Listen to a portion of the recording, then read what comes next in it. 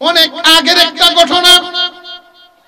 আহমদ ইবনে হাম্বল, চার ইমাম হানাফি, শাফিঈ, মালিকি, হাম্বলি, এই চার মাযহাবের চারজন ইমাম, চারজনের একজন আহমদ ইবনে হাম্বল রাহমাতুল্লাহি আলাইহি। উনার যুগে উনি বড় আলেম, বড় বুজুর্গ। উনি সফর করতে বাহির হলেন, কোন এক জায়গায় যাবেন। যাইতে যাইতে যাইতে যাইতে অনেক দূর পর্যন্ত চলে গেলেন, যেখানে ওনার কোনো আত্মীয় স্বজন নাই। নাম বললে হয়তো অনেকেই চিনবে, কিন্তু আহমদ ইবনে হাম্বল ওনার অভ্যাস ছিল নিজেকে চুপায়া রাখা, প্রকাশ না করা। কাউকে গিয়ে ইচ্ছা করে পরিচয় দিতেন না যে আমি আহমদ ইবনে হাম্বল, কারণ মানুষ পেরেশান হয়ে যাবে ওনাকে সেবা যত্ন করার জন্য। আহমদ ইবনে হাম্বল সফর করতে করতে অনেক দূর চলে গেলেন। এমন জায়গায় গেলেন যেখানে তাকে কেউ চিনে না। রাত হয়ে গেছে, শার নামাজ পড়লেন একটা মসজিদে। মসজিদের মুয়াজ্জিন বলতেছেন, ভাই সব বাহির হয়ে যান, তালা লাগায় ফেলবো। আহমদ ইবনে হাম্বল ভাবছিলেন মসজিদে কাটায়া দিবেন রাতটা, কিন্তু না, মুয়াজ্জিন তো থাকতে দিচ্ছে না, মসজিদের বাহিরে বের করে দিলেন সবাইকে। আহমদ ইবনে হাম্বল রাহমাতুল্লাহি আলাইহি জিজ্ঞাসা করলেন, আপনাদের এখানে কি কোনো বাজার আছে? যেই বাজারে সারা রাত মানুষ পাওয়া যায়, এমন কোন জায়গা আছে নাকি যে সোজা যাইতে থাকেন ওইখানে গিয়ে একটা বাজার পাবেন, যেই বাজারে সারা রাত মানুষ আসা যাওয়া করে? আহমদ ইবনে হাম্বল রাহমাতুল্লাহি আলাইহি তাসবিহ পড়তে পড়তে হাঁটতে হাঁটতে ওই বাজারে চলে গেলেন। প্রায় 11টা হয়ে গেল রাত। ওইখানে গিয়ে দেখেন বিভিন্ন দোকান খোলা আছে। এর মধ্যে একটা হোটেল, যেই হোটেলে রুটি ব্যবস্থা করা হচ্ছে, রুটি বাজবে, হোটেলে চুলা জ্বলতেছে। আহমদ ইবনে হাম্বল রাহমাতুল্লাহি আলাইহি মনে মনে ভাবলেন, ওই হোটেলের চুলার সামনে গিয়ে হাতগুলো একটু আগুনের তাপ লাগাই। এই আশায় উনি ওইখানে চলে গেলেন যুবকের সামনে। যেই যুবক হোটেলে রান্নার কাজ করে, কারিগর, হোটেলের এই রুটি বানানোর কারিগর, মুখ ভর্তি দাড়ি, সুন্নতি দাড়ি, একটা গেঞ্জি পরা, মাথায় একটা টুপি দেওয়া। আহমদ ইবনে হাম্বল দূর থেকে দেখেই বুঝতে পেরেছেন যুবক নামাজি হবে। এই যুবকের কাছে যখন গেলেন, যুবক রে, আমার এখানে একটু বসতে দিবানি? তোমার আগুনের চুলার পাশে বসলে আমি একটু আরাম পাবো। যুবক একটা মুরার মতো চৌকি এনে দিলেন, নিন আপনি এখানে বসেন। যেই যুবকের কাজের দিকে আহমদ ইবনে হাম্বল রাহমাতুল্লাহি আলাইহি তাকায়া দেখতেছেন যুবকের কাজের পদ্ধতি, এই যুবক যে কাজ করতে লাগলো, বড় আশ্চর্য ব্যাপার, আশ্চর্য ব্যাপার। যুবক যখন ময়দার মধ্যে পানি ঢালে, তখন উপরে আস্তাগফিরুল্লাহ, আস্তাগফিরুল্লাহ। এই যুবক যখন খামিরা বানায়, তখন উপরে আস্তাগফিরুল্লাহ। যুবক যখন এক একটা করে রুটির জন্য খামিরা তৈরি করে, ডিমের মতো করে বানায়, তখন উপরে আস্তাগফিরুল্লাহ। এইভাবে যখন রুটিগুলো বানাতে শুরু করলো, তখন আস্তাগফিরুল্লাহ, আস্তাগফিরুল্লাহ পড়ে, জবানে আস্তাগফিরুল্লাহ, আস্তাগফিরুল্লাহ, কাজ হাতে চলতেছে। আহমদ ইবনে হাম্বল রাহমাতুল্লাহি আলাইহি বলেন, যে যুবক, তোমার আমলটা তো অনেক সুন্দর, এই আমল করলে তো জানি মানুষের জবানের দাম বেড়ে যায়, মানুষের দোয়া আল্লাহর কাছে কবুল হয়ে যায়। যুবক রে, তোমার আমলটা বড় ভালো। এই যুবক ডাক দিয়ে বলে, হুজুর,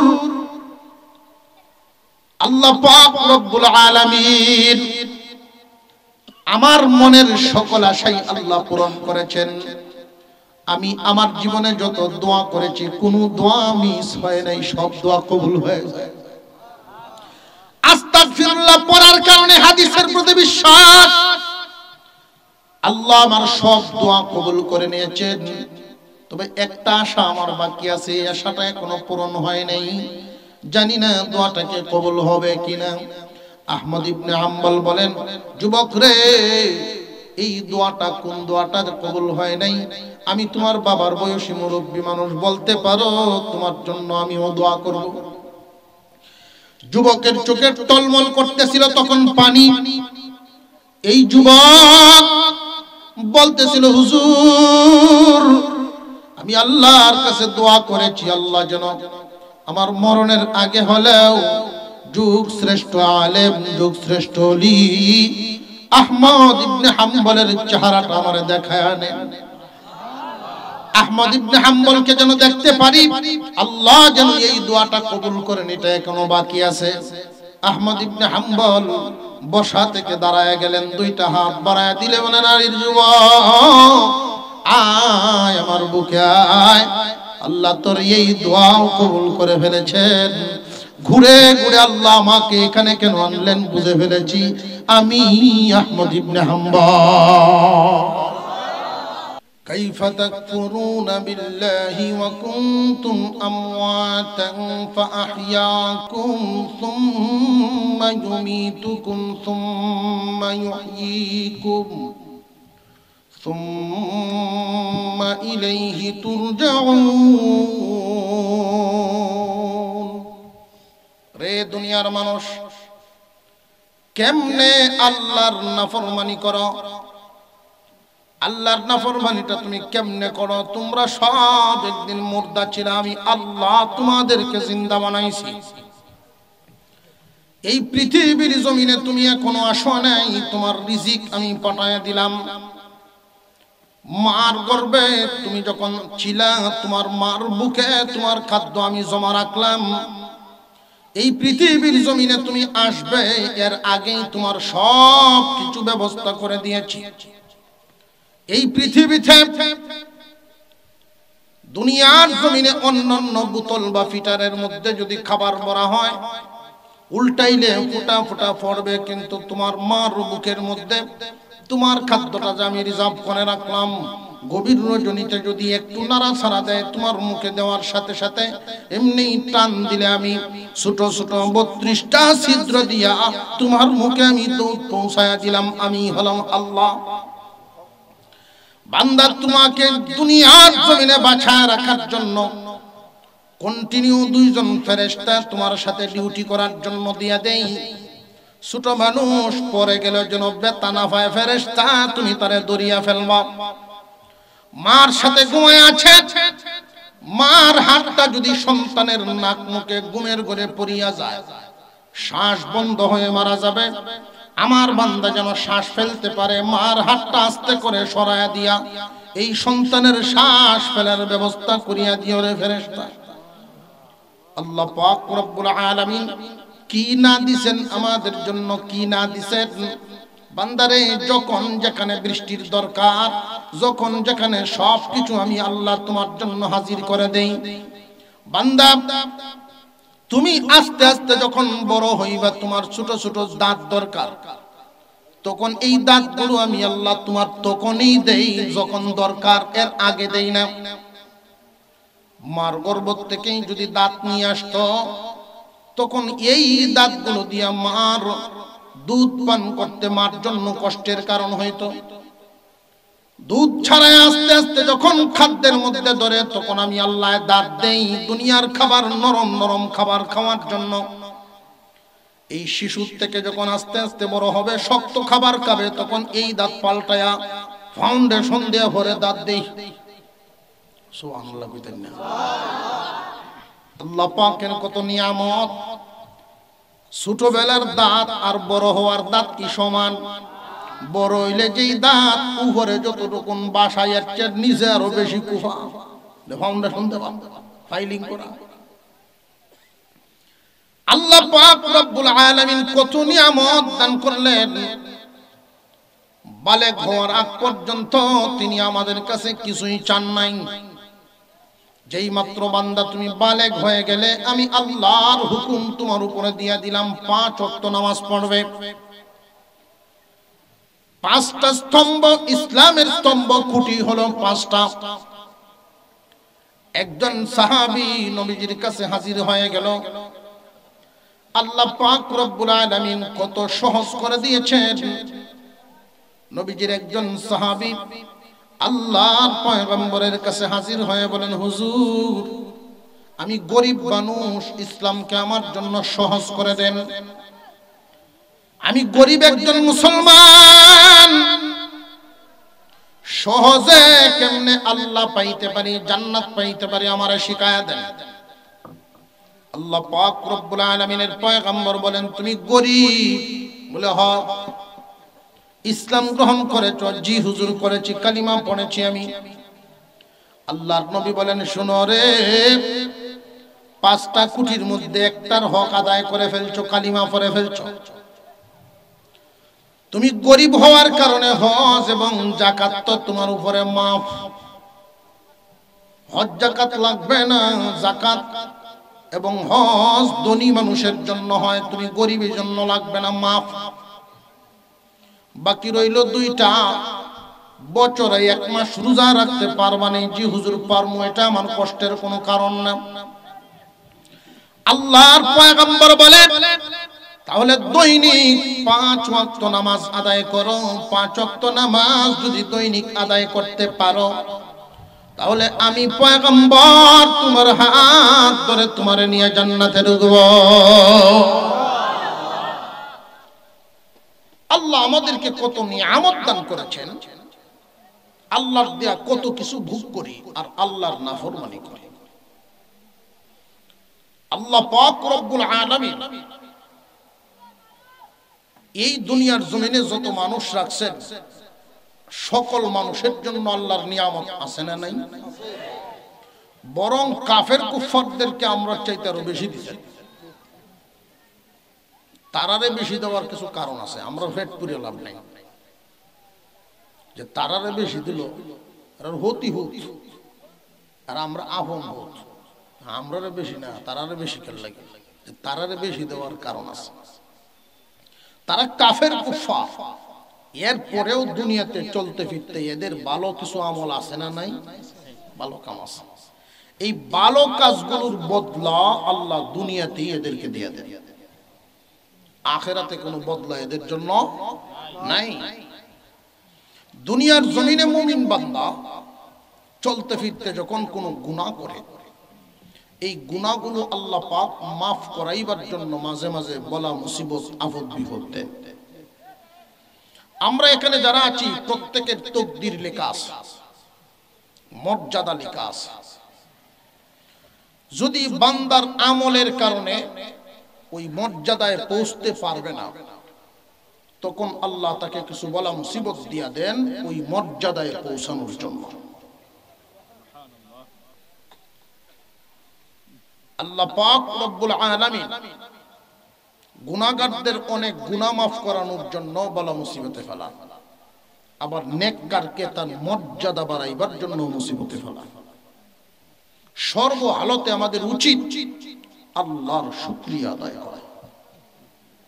বান্দা যখন আল্লাহর শুকরিয়া আদায় করে, আল্লাহ এত খুশি হন। আমরা তো এই বিষয়গুলো খেয়াল করি না। কোন জায়গায় বাহির হইলে, বিশেষ করে যানবাহনেই উঠি বা কোনো জায়গায় রওনা দেই, আমাদের যেন খেয়াল থাকা চাই। এই দোয়াটা পড়বেন বেশি বেশি করে, বিসমিল্লাহি তাওয়াক্কালতু আলাল্লাহ, বিসমিল্লাহি তাওয়াক্কালতু আলাল্লাহ, লা হাওলা ওয়ালা কুওয়াতা ইল্লা বিল্লাহ। এই দোয়া যদি পড়তে পারেন, বিসমিল্লাহি তাওয়াক্কালতু আলাল্লাহি লা হাওলা ওয়ালা কুওয়াতা ইল্লা বিল্লাহ, যেই বান্দা এই দোয়া পড়ে কোন জায়গায় রওনা দেন, আল্লাহ পাক রব্বুল আলামিন এই বান্দার জিম্মাদার হয়ে যান।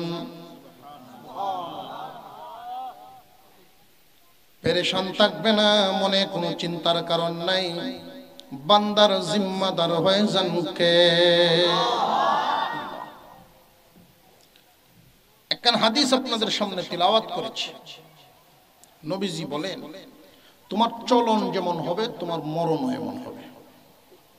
চলন যদি ভালো হয় মরণ ভালো হবে, আর মরণ যদি ভালো হয় কবর, হাসর, মিজান সব ভালো হবে।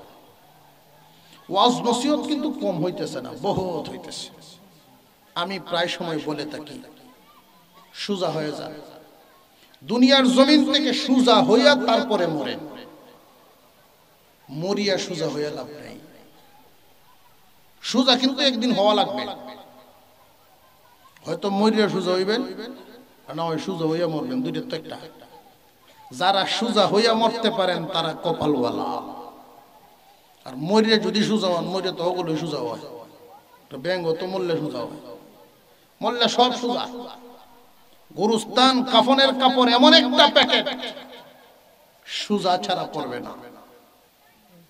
কাফনের কাপড় পরবেন সোজা হইয়াই পরবেন। এর আগে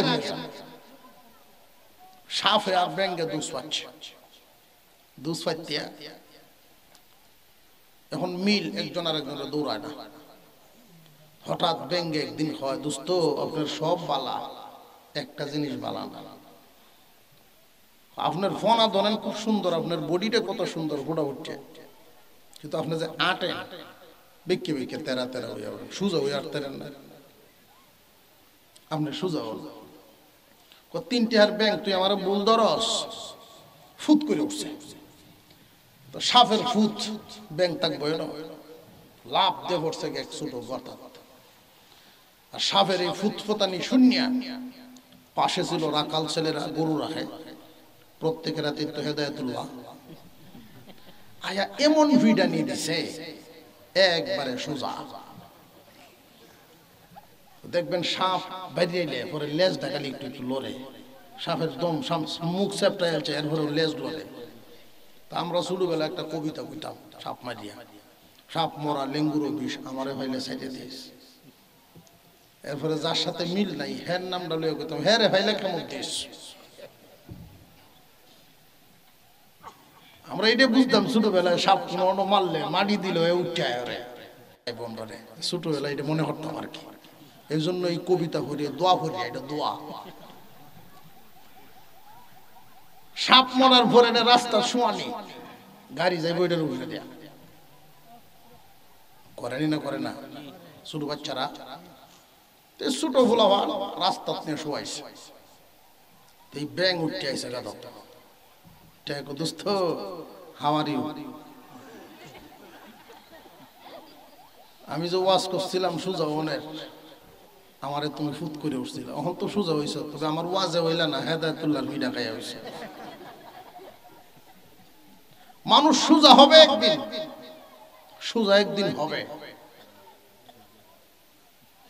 তো উলামায়ে কেরামের ওয়াজে সোজা হয়ে গেলে বালা, আজরাইলের দেখা পায়া সোজা হয়ে লাভ নাই।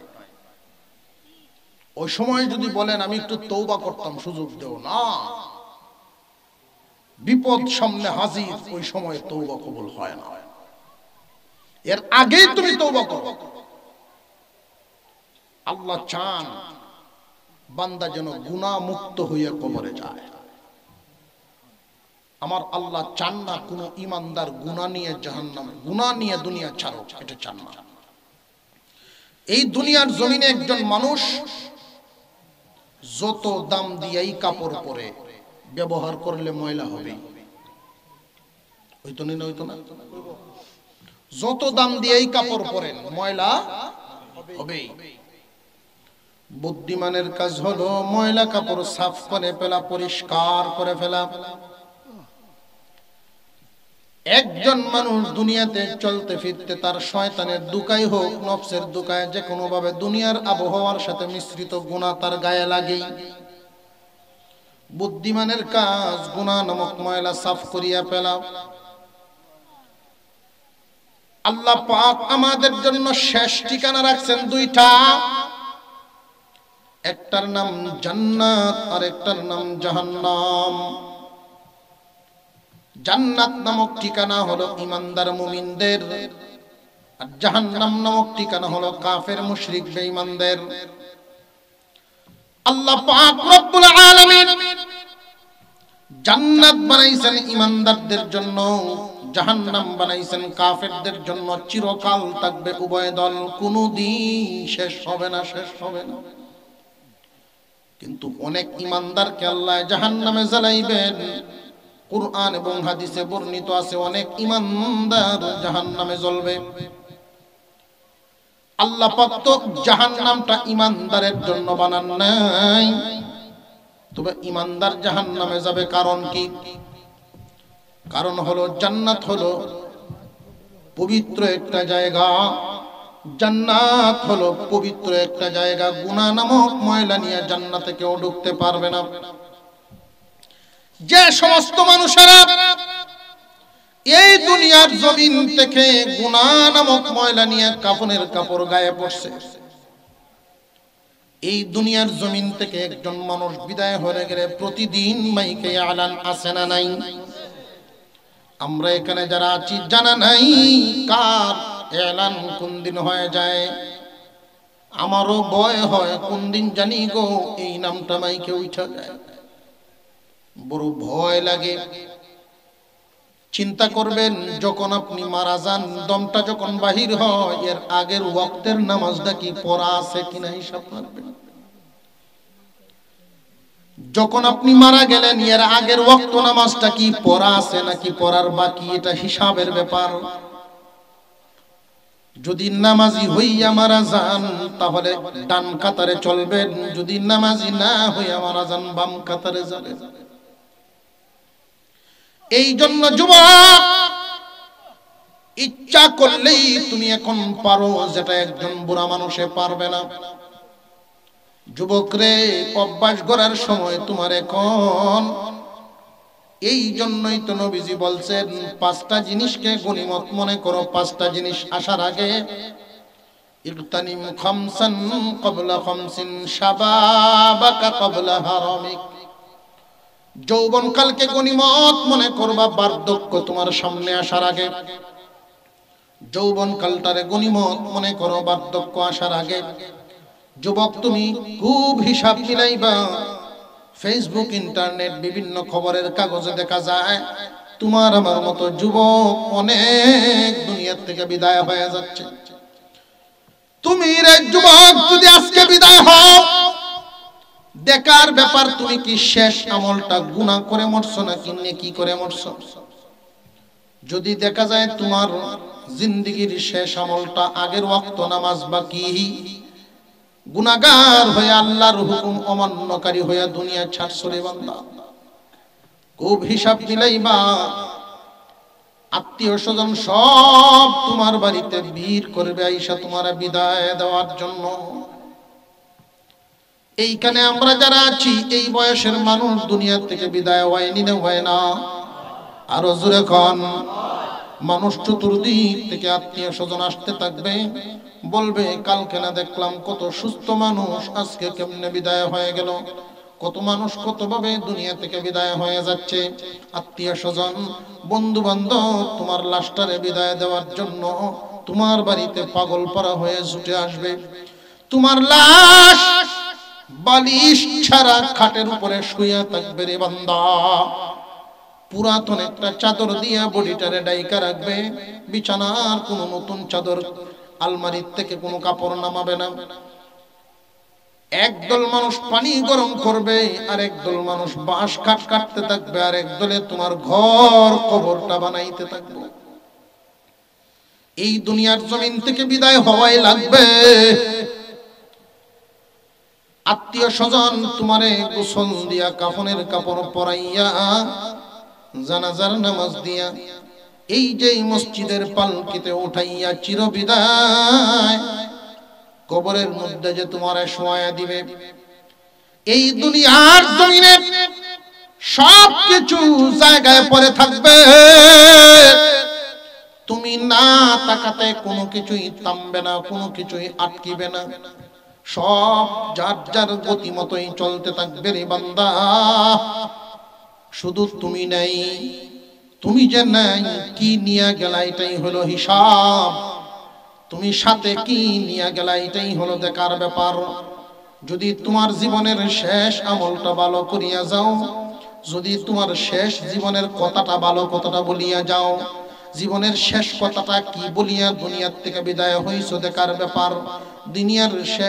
দুনিয়ার শেষ আমলটা কি করিয়া বিদায় হইছো এটা দেখার ব্যাপার।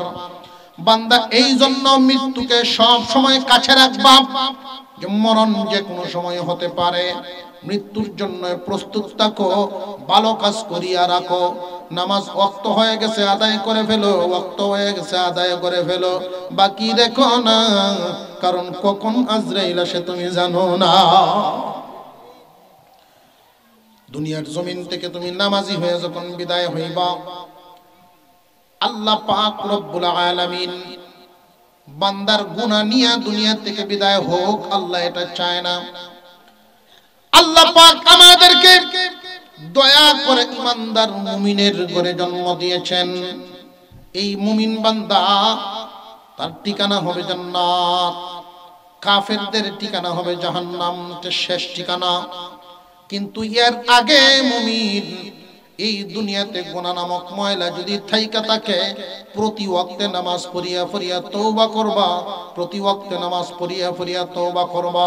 5 ওয়াক্ত নামাজি যেই ব্যক্তিটা হয়ে যায়, আল্লাহ পাক রব্বুল আলামিন মুমিন বান্দার সিফত বর্ণনা করতে গিয়ে বলেন, যে সমস্ত মানুষ নামাজ কায়েম করে ফেলে, অঙ্গ প্রত্যঙ্গ খুব ভালো করে বুঝবেন, একজন নামাজি নামাজ পড়লে কিন্তু সারাটা বডি নামাজে ব্যবহার হয়, কপাল থেকে নিয়ে পায়ের পাতা পর্যন্ত পুরা বডিটা নামাজে লাগে না লাগে না। 5 ওয়াক্ত নামাজ যেই ব্যক্তিটা সময় মতো আদায় করবে, যোহর থেকে আসর, আসর থেকে মাগরিব, মাগরিব থেকে ইশা, ইশা থেকে ফজর, ফজর থেকে যোহর, 5 ওয়াক্ত নামাজ আদায় করবে, মাঝখানে শয়তানের দুকায় যদি গুনাহ হয়ে যায়, নামাজ কায়েমকারীর জন্য আল্লাহ বডি দ্বারা যত গুনাহ মহান আল্লাহ মাফ করিয়া দেন। বান্দারে আল্লাহ চান না কোন বান্দার আমলনামায় গুনাহ নিয়া দুনিয়া ছাড়ে। কেন জানেননি? আল্লাহ রাব্বুল আলামিন মুমিন বান্দাকে জাহান্নামে জ্বালাইতে চান না। মুমিন বান্দার ঠিকানা রাখছেন জান্নাত, কিন্তু গুনাহ নিয়ে যদি দুনিয়া ছাড়ে সরাসরি জান্নাত দেওয়ার কোনো ব্যবস্থা নাই।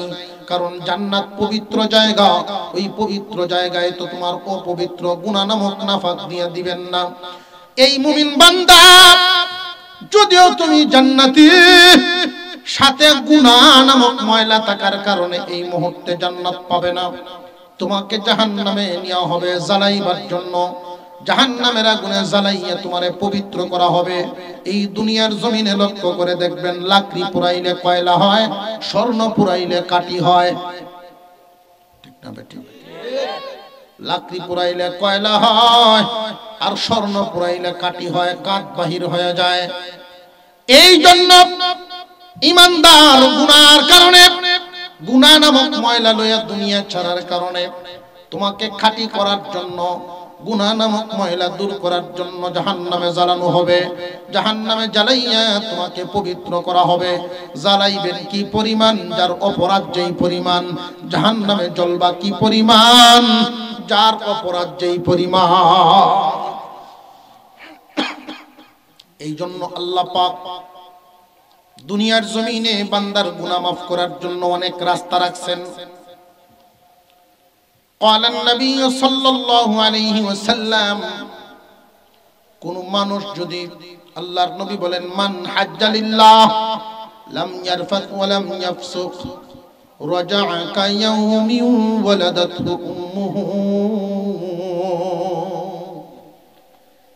একজন মানুষ যদি আল্লাহর সন্তুষ্টির জন্য হজ পালন করে, কার জন্য হজ করে? ঘুমাই যেতেছেন আপনারা, ঘুম ভাঙানির ওয়াজও করুন লাগে। হজ কার জন্য করুন? এই জমিনে আল্লাহ ছাড়া ভিন্ন কারণে হজ করইয়াও আছে, হইতাম নি কিছু। দেখবেন হাজি সাহেব কইলে চা খাওয়ায়, হাজি কইয়ে ডাক দিলে ওটা চা খাওয়ায়, খুশি হয়। 2 জন হাজি একসাথে মিলিয়া একজন আর একজনের কয়, তুমি আমারে হাজি সাহেব ডাকো, আমি তোমারে হাজি সাহেব, হাতে তো প্রচার হইব।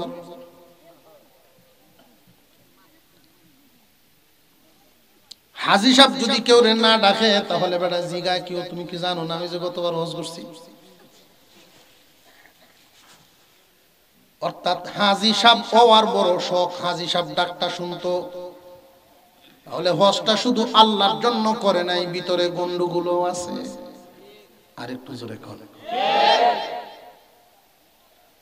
যদি কোনো মানুষ একমাত্র আল্লাহর জন্য হজ করে, ওইখানে গিয়ে কোনো ঝামেলা না করে, ঝামেলা বলতে কি, হজ পালন করা অবস্থায়, ইহরাম পরা অবস্থায় নিষিদ্ধ কিছু কাজ আছে, এইগুলো যদি না করে। আমি হজের সফরে দেখছি ইহরামের কাপড় পরে বেটা গুছায়, যে মুআল্লিমে তারে নিষিদ্ধ, মুআল্লিম কথা কাজে ঠিক রাখছে না। অনেক সময় বেজাল হয়ে এই খবর আপনারা জানেন কিনা জানি না, মুআল্লিমে বেজাল করে মাঝে মাঝে। বেটা কইতেছে আমি সাদা কাপড়টা পিনদেলছি দেখে, নইলে বুঝদার নাই, আমি সাদা কাপড় পিনদেলছি নইলে বুঝাইলাম না তোরে।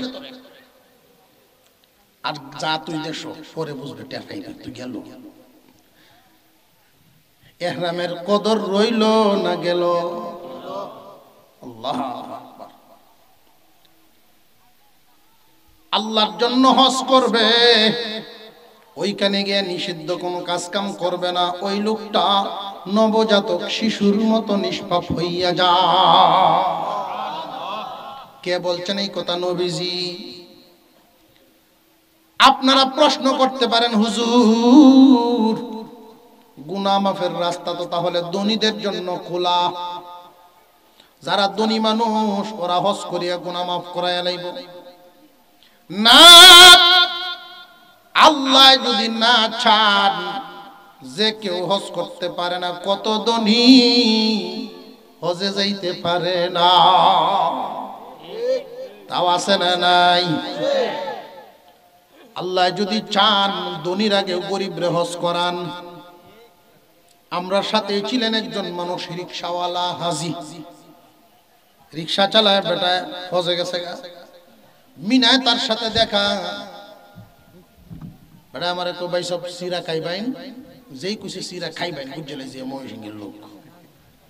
আমি ডাকি চাই বাড়ি কই, হালুয়াঘাট। সুরত সারত তো বুঝা যায় না, তুমি আইসো কেমনে? এটা এমনি চোখের পানি ছেড়ে দিছে। আমার ছেলে মেট্রিক পাস করে, গরিবের ফুট কষ্ট করে পড়াইছি মেট্রিক পর্যন্ত, মেট্রিক পাস করে গার্মেন্টস করতেছি। তো এই গার্মেন্টসে সে ডিউটি করে এমন ভালো, সবাই তার প্রতি খুশি, 5 ওয়াক্ত নামাজও পড়ে আমার ছেলে। তো লটারি হয়, এদের গার্মেন্টসের মালিক নামাজি মানুষ, হাজি মানুষ। তো প্রতি বছর 15,000 শ্রমিক কাজ করে এখানে। এদের মধ্য থেকে লটারিতে 10 জনকে হজ করায় মালিকের খরচে প্রতি বছর। এই 10 জনের মধ্যে আমার ছেলের নাম এই বছর উঠছে। আমার ছেলে মালিকরে আবদার করছে, মালিক আমি যাব না, আমার আব্বারে নিয়ে যাব। মালিক শুনে খুব খুশি হয়েছে। ছেলে বলতেছে, ও মালিক আমি কি জীবনে কামাই আমার বাপের হজ করাইতাম পারি কিনা জানি না, এই সুযোগ যেহেতু হয়ে গেছে এই সুযোগটা আমারে দেন, আমার আব্বারে পাঠাইতাম। মালিক খুব খুশি হয়েছে, হইয়া আমারে কবুল করে নিছে। নইলে আমি তো এই হাতটি এখনো শক্ত, রিকশার হ্যান্ডেল ধরতে ধরতে আল্লাহর ঘর তওয়াফ করবো আমি কেমনে, আল্লাহ এইভাবে কবুল করে রাখছে। বহুত বড় লোক হজ নসিব হয় না, আছে না নাই? কোন মানুষ যদি আল্লাহর জন্য হজ করে, আল্লাহ খুশি হয়ে যান, তার জিন্দেগীর সমস্ত গুনাহ আল্লাহ মাফ করে দেন। আর একটু জোরে কোন। 1 নাম্বার পদ্ধতি, আল্লাহ চান বান্দা তোমার জিন্দেগীর গুনাহ মাফ করায় কবরে আও। ইমানদার গুনাহ নিয়ে কবরে যাক, আল্লাহ চান না। 2 নাম্বার পদ্ধতি রাখছেন, যেই পদ্ধতি সকলেই গ্রহণ করতে পারে, ধনী হোক গরিব হোক, প্রতি বছর ঘুরে রমজান মাস সামনে হাজির হয়। কোন মানুষ যদি রমজানের পবিত্রতা রক্ষা করে রমজান মাস পার করে, ঈদের দিন সকাল বেলায় ঈদগাহে যখন মানুষ যান, আল্লাহ পাক রব্বুল আলামিন তখন ডাক দিয়ে বলেন, ফেরেশতারা রে, যেই দিন মজুর মালিকের কাজ ঠিক মতো আদায় করে, মালিকের উচিত কি? ফেরেশতারা বলে, আল্লাহ মালিকের উচিত মজুরি আদায় করা। রে ফেরেশতারা, আমার চাইতে উত্তম কোন মালিক আসেনি? না, আপনার চাইতে উত্তম দয়ালু কোনো মালিক নাই। তাহলে তোরা সাক্ষী থাক, যারা রমজানের পবিত্রতা রক্ষা করেছে, আমি আল্লাহ এদেরকে নিষ্পাপ নবজাতক শিশুর মতো বানায়া দিলাম। রমজানের পবিত্রতা রক্ষা করার দ্বারা গুনাহ মাফ হইল না হইল না? রমজানের পবিত্রতা কেমনে রক্ষা হয় এটা তো আর বোঝানো লাগতো না। রোজা রাখিয়া না না রাখিয়া, নামাজ পড়িয়া না না পড়িয়া, সব কিছু রক্ষা করিয়াই তো। রোজাও রাখে, টেলিভিশনও দেখে, নাফাক জিনিস দেখে, নাজায়েজ জিনিস দেখে, তাহলে কি রোজার হক আদায় হইল? রমজান মাসের পবিত্রতা রক্ষা করা যুবক, রমজান সামনে আসতেছে, ভিডিও মোবাইলের ইউটিউব গুগল যা আছে সব তালা মেরে তুলে দিবা, যে আমি পবিত্রতা রক্ষা করতাম, একটা মাস জিন্দেগীর গুনাহ আমি মাফ করাই লাইতাম। যদি রে হিম্মত করে খাটাইতে পারো, দেখবা তুমি নিজেরে পবিত্র বানায় ফেলবা।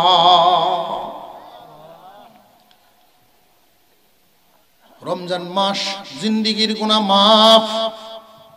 এখন মাঝখানে তো এমনও হয় যে হুজুর রমজান মাস পাইছি, আরেক রমজান পাই কি জানি না, রমজানের মাঝখানে কিছু গুনাহ তো হয়ে গেল। বছরের মাঝখানে এক রমজান থেকে আরেক রমজান একটা বছর। হুজুর মাঝখানে যদি গুনাহ হয়, শয়তানের দুখায় পরে অন্যায় করে ফেলছি, এখন কি করতাম? আল্লাহ বলেন বান্দারে, আল্লাহর রহমত থেকে নিরাশ হইও না, আল্লাহর রহমত থেকে নিরাশ হইও না, তওবা করো, তওবা করো, জিন্দেগীর গুনাহ আল্লাহ মাফ করে দিবেন। বেশি বেশি করে তওবা করা, যেমন আস্তাগফিরুল্লাহ। আল্লাহর পয়গম্বর তওবার ব্যাপারে বলছেন, ক্বালান নবী সাল্লাল্লাহু আলাইহি ওয়াসাল্লাম, আত-তাইবু মিনাজ যামবি কামান লা যামবা লাহু।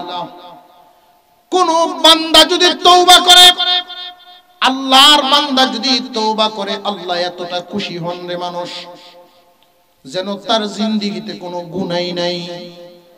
এমন ভাবে আল্লাহ তারে মাফ করেন যেন সে কোনো গুনাহ করেই নাই, এমন ভাবে মাফ করে দেন।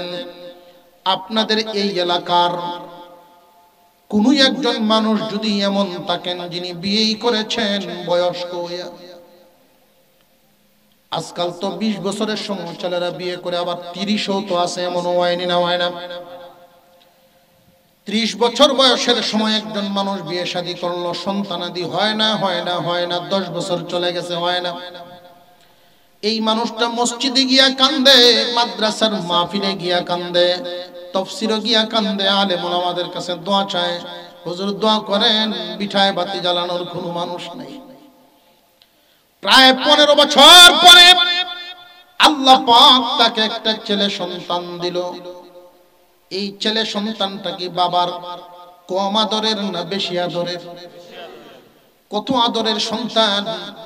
কুলে নিয়ে বাজারে যায়, কুলে নিয়ে বেড়াইতে যায়, বুকের উপরে নিয়ে ঘুমায়, কত আদরের সন্তান। 5 বছর বয়সের সময় এই ছেলেটার নিয়ে মাদ্রাসায় ভর্তি করেছে। যতক্ষণ হুজুর তারে পড়ায়, মাদ্রাসার বারান্দায় বাবা বইয়া থাকে। এত আদরের সন্তান, এই সন্তানকে কোরআনের হাফেজ বানাবে, এই হলো তার মনের আশা। মুরব্বিদের মুখে শুনছে, ক্ষেতের মতো একটা ক্ষেত যদি বছরের খোরাক যায়, পুতের মতো একটা পুত মরলে যদি হাত উঠায়, 10টা তো গেলে তো লাভ নাই, একটাও মনে করে না, একটাও কোনোদিন কবর জিয়ারতে যায় না, একটাও দান খয়রাত করে না মা বাবার নামে। এই ছেলেটারে হাফেজ বানাবে বাবার ইচ্ছা। 8 বছর বয়স হয়ে গেছে, এই ছেলের আবাসিক ভাবে হিফজখানায় দিয়ে দিল, পড়া শুরু করছে। 1 বছর ভালোভাবে পড়ছে, 10-12 পারা মুখস্থ করে ফেলছে। হঠাৎ করে একদিন মাদ্রাসার শিক্ষকে বাড়িতে খবর পাঠাইছে, আপনার ছেলে তো মাদ্রাসায় নাই, বাড়িতে গেছেনি? না, বাড়িতেও তো আসে নাই, অর্থাৎ মাদ্রাসার থেকে পলাইছে। পড়ার ভয়ে মাদ্রাসায় থাকবে না, সে পলায়ন করছে। বাবার মাথায় আসমান ভেঙ্গে পড়ছে। আদরের ভূত কোন দিকে গেল? আত্মীয় স্বজন সবার বাড়িতে তালাশ করলো, কারোর বাড়িতে যায় নাই। 1 মাস যাবত খোঁজাখুঁজির পরেও ছেলেরে পায় না। এই বাবার মনের অবস্থাটা কেমন আপনারাই চিন্তা করেন। তালাশ করতে লাগলেন চতুর্দিক, খুঁজতে খুঁজতে কোনো জায়গায় যখন পায় না, অবশেষে এই লোকটা টাকা পয়সার সাথে নিয়ে বাড়ি থেকে বাহির হয়ে যাওয়ার চিন্তা ভাবনা করতেছেন। আশপাশের মানুষ তারে বুঝায়, ধৈর্য ধরো, যে ধৈর্য আমি কার জন্য ধরবো? একটা সন্তান আল্লাহ দিয়েছেন, এই সন্তানটাই বাড়ি ছাড়া হয়ে গেল। এই বাড়িতে আমি থেকে আর কি করব? খুঁজি যদি কোনোদিন পাওয়া যায়। মনের দুঃখে ঘরের থেকে বাহির হয়ে গেলেন, নিরাশা হৃদয় নিয়ে আল্লাহর উপরে ভরসা করে উনি রওনা দিয়ে দিলেন। জানে না কোথায় আছেন, কোথায় আছেন ওনার জানা নাই। উনি চলে গেলেন নাইট কোর্সে, চলে গেলেন ঢাকা শহর। ওই শহরের গলিতে গলিতে খুঁজেন, সারাটা দিন না খায়া, রাত্রে ঘুম নাই, সারাদিন না খাওয়া অবস্থায় খামাখা রাস্তা দিয়ে হাঁটে আর হাঁটে। মনের দুঃখে কোথায় আছে ছেলে জানে নাই। বিকাল বেলায় সন্ধ্যার আগ মুহূর্তে একটা হোটেলে ঢুকলো। ক্ষুধার কারণে পা চলে না, এমত অবস্থায় এই হোটেলের মধ্যে ঢুকে উনি অর্ডার করলেন, আমারে কিছু নাস্তা দেন। হোটেলের ম্যানেজার কর্মচারীদেরকে হুকুম দিল যে একটা রুটি আর 1 গ্লাস পানি ওনারে দাও। এমনি একটা রুটি আর 1 গ্লাস পানি ওনার টেবিলে যেই কর্মচারী নিয়ে গেছে, তাকায়া দেখে তার নিজের সেই ছেলেটা, এই সন্তান তার সামনে রুটি আর নাস্তা নিয়ে হাজির। এই হোটেলে চাকরি করে এই ছেলে কল্পনাও করতে পারে নাই বাবা যে তার সন্তান কি অবস্থায় পাবে। জড়ায় ধরছে বুকের সাথে, বাবা বাড়িতে এত কিছু রেখে তুই আজকে এখানে? আমি তো জিন্দা অবস্থায় মুর্দার মতো চলাফেরা করি। হোটেল ম্যানেজার ঘটনা শোনার পরে নিজেও কান্দে, কারণ তারও তো সন্তানাদি আছে, সন্তান কি জিনিস সেও বুঝে। এই যে বাবা কতটুকু খুশি হইলেন তার সন্তানটা পায়া, মনের অবস্থাটা কেমন হইল। হুজুর সাল্লাল্লাহু আলাইহি ওয়াসাল্লাম উদাহরণ দিয়া, উট হারানোর, উট রাকালের সাথে উদাহরণ দিয়া বুঝাইছেন। হাদিস শরীফের মধ্যে ঘটনা এনে আল্লাহর রাসূল বুঝাইলেন, যদি দুনিয়ার কোন গুনাহগার উম্মত গুনাহ করার পরে তওবা করে আবার ফিরে আসে, আল্লাহর আশ্রয়ে চলে আসে, আল্লাহ ভুল করেছি, জীবনে আর কোনোদিন ভুল করব না, চোখের পানি ছেড়ে দিয়া যখন বান্দায় কাঁদিয়া দেয়, ওই বাবা সন্তান ফিরে পাওয়া বাবার চাইতেও মহান আল্লাহ কোটি গুণ বেশি খুশি হইয়া যায়। বান্দা বেশি বেশি করে আস্তাগফিরুল্লাহ পড়া। আস্তাগফিরুল্লাহ পড়তে পড়তে বান্দার জবানের দাম বেড়ে যায়। মানুষের জবানের দাম এত বেড়ে যায়, এত বেড়ে যায় আস্তাগফিরুল্লাহ আস্তাগফিরুল্লাহ পড়ার কারণে। অনেক আগের একটা ঘটনা, আহমদ ইবনে হাম্বল, 4 ইমাম হানাফি, শাফিঈ, মালিকি, হাম্বলি, এই 4 মাযহাবের 4 জন ইমাম, 4 জনের একজন আহমদ ইবনে হাম্বল রাহমাতুল্লাহি আলাইহি। উনার যুগে উনি বড় আলেম, বড় বুজুর্গ। উনি সফর করতে বাহির হলেন, কোন এক জায়গায় যাবেন। যাইতে যাইতে যাইতে যাইতে অনেক দূর পর্যন্ত চলে গেলেন, যেখানে ওনার কোনো আত্মীয় স্বজন নাই। নাম বললে হয়তো অনেকেই চিনবে, কিন্তু আহমদ ইবনে হাম্বল ওনার অভ্যাস ছিল নিজেকে চুপায়া রাখা, প্রকাশ না করা। কাউকে গিয়ে ইচ্ছা করে পরিচয় দিতেন না যে আমি আহমদ ইবনে হাম্বল, কারণ মানুষ পেরেশান হয়ে যাবে ওনাকে সেবা যত্ন করার জন্য। আহমদ ইবনে হাম্বল সফর করতে করতে অনেক দূর চলে গেলেন। এমন জায়গায় গেলেন যেখানে তাকে কেউ চিনে না। রাত হয়ে গেছে, শার নামাজ পড়লেন একটা মসজিদে। মসজিদের মুয়াজ্জিন বলতেছেন, ভাই সব বাহির হয়ে যান, তালা লাগায় ফেলবো। আহমদ ইবনে হাম্বল ভাবছিলেন মসজিদে কাটায়া দিবেন রাতটা, কিন্তু না, মুয়াজ্জিন তো থাকতে দিচ্ছে না, মসজিদের বাহিরে বের করে দিলেন সবাইকে। আহমদ ইবনে হাম্বল রাহমাতুল্লাহি আলাইহি জিজ্ঞাসা করলেন, আপনাদের এখানে কি কোনো বাজার আছে যেই বাজারে সারা রাত মানুষ পাওয়া যায়, এমন কোন জায়গা আছে নাকি যে সোজা যাইতে থাকেন ওইখানে গিয়ে একটা বাজার পাবেন যেই বাজারে সারা রাত মানুষ আসা যাওয়া করে? আহমদ ইবনে হাম্বল রাহমাতুল্লাহি আলাইহি তাসবিহ পড়তে পড়তে হাঁটতে হাঁটতে ওই বাজারে চলে গেলেন। প্রায় 11টা হয়ে গেল রাত। ওইখানে গিয়ে দেখেন বিভিন্ন দোকান খোলা আছে, এর মধ্যে একটা হোটেল, যেই হোটেলে রুটি ব্যবস্থা করা হচ্ছে, রুটি বাজবে, হোটেলে চুলা জ্বলতেছে। আহমদ ইবনে হাম্বল রাহমাতুল্লাহি আলাইহি মনে মনে ভাবলেন, ওই হোটেলের চুলার সামনে গিয়ে হাতগুলো একটু আগুনের তাপ লাগাই। এই আশায় উনি ওইখানে চলে গেলেন যুবকের সামনে। যেই যুবক হোটেলে রান্নার কাজ করে, কারিগর, হোটেলের এই রুটি বানানোর কারিগর, মুখভর্তি দাড়ি, সুন্নতি দাড়ি, একটা গেঞ্জি পরা, মাথায় একটা টুপি দেওয়া। আহমদ ইবনে হাম্বল দূর থেকে দেখেই বুঝতে পেরেছেন যুবক নামাজি হবে। এই যুবকের কাছে যখন গেলেন, যুবক রে, আমার এখানে একটু বসতে দিবানি? তোমার আগুনের চুলার পাশে বসলে আমি একটু আরাম পাবো। যুবক একটা মুরার মতো চৌকি এনে দিলেন, নিন আপনি এখানে বসেন। যেই যুবকের কাজের দিকে আহমদ ইবনে হাম্বল রাহমাতুল্লাহি আলাইহি তাকায়া দেখতেছেন যুবকের কাজের পদ্ধতি, এই যুবক যে কাজ করতে লাগলো, বড় আশ্চর্য ব্যাপার, আশ্চর্য ব্যাপার। যুবক যখন ময়দার মধ্যে পানি ঢালে তখন উপরে আস্তাগফিরুল্লাহ আস্তাগফিরুল্লাহ। এই যুবক যখন খামিরা বানায় তখন উপরে আস্তাগফিরুল্লাহ। যুবক যখন এক একটা করে রুটির জন্য খামিরা তৈরি করে, ডিমের মতো করে বানায়, তখন উপরে আস্তাগফিরুল্লাহ। এইভাবে যখন রুটিগুলো বানাতে শুরু করলো তখন আস্তাগফিরুল্লাহ আস্তাগফিরুল্লাহ পড়ে, জবানে আস্তাগফিরুল্লাহ আস্তাগফিরুল্লাহ, কাজ হাতে চলতেছে।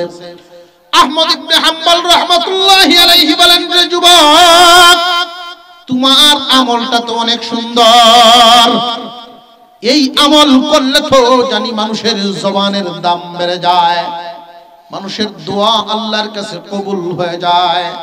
যুবক রে, তোমার আমলটা বড় ভালো। এই যুবক ডাক দিয়ে বলে, হুজুর,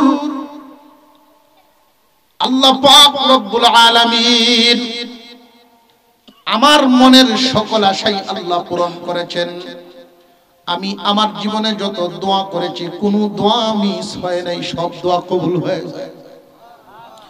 আস্তাগফিরুল্লাহ পড়ার কারণে হাদিসের প্রতি বিশ্বাস, আল্লাহ আমার সব দোয়া কবুল করে নিয়েছেন।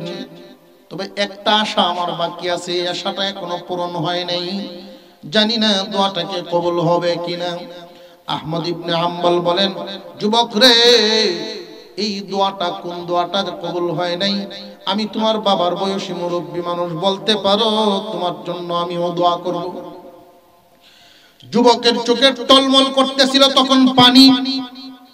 এই যুবক বলতেছিল, হুজুর, আমি আল্লাহর কাছে দোয়া করেছি, আল্লাহ যেন আমার মরণের আগে হলেও যুগ শ্রেষ্ঠ আলেম, যুগ শ্রেষ্ঠ ওলি আহমদ ইবনে হাম্বলের চেহারাটা আমারে দেখায় আনেন। আহমদ ইবনে হাম্বলকে যেন দেখতে পারি, আল্লাহ যেন এই দোয়াটা কবুল করেন, এটা এখনো বাকি আছে। আহমদ ইবনে হাম্বল বসা থেকে দাঁড়ায় গেলেন, দুইটা হাত বাড়ায় দিলে বলেন, নারীর যুবক, আয় আমার বুকে আয়, আল্লাহ তোর এই দোয়াও কবুল করে ফেলেছেন। ঘুরে ঘুরে আল্লাহ আমাকে এখানে কেন আনলেন বুঝে ফেলেছি, আমি আহমদ ইবনে হাম্বল। আস্তাগফিরুল্লাহ পড়লে আল্লাহ মানুষের জবানের দাম বাড়ায়, দাম বেড়ে যায়, জবানের দাম বেড়ে যায়, আল্লাহ তাআলার দরবারে মানুষের দাম বেড়ে যায়। বেশি বেশি করে আস্তাগফিরুল্লাহ পড়বেন। আস্তাগফিরুল্লাহ পড়লে জবান পাক হয়, নাপাক কথা থেকে জবান হেফাজত হয়। যতক্ষণ সুযোগ পাবেন অবসর থাকলে আস্তাগফিরুল্লাহ আস্তাগফিরুল্লাহ পড়বেন, মানুষের জবানের দাম বেড়ে যায়। আরবের মানুষ বেশিরভাগ সময় দেখবেন আস্তাগফিরুল্লাহ আস্তাগফিরুল্লাহ পড়ে। আল্লাহ পাক রব্বুল আলামিন যেন আমাদেরকে আমলের তৌফিক দান করেন, বলুন আমিন। আরো জোরে বলেন আমিন।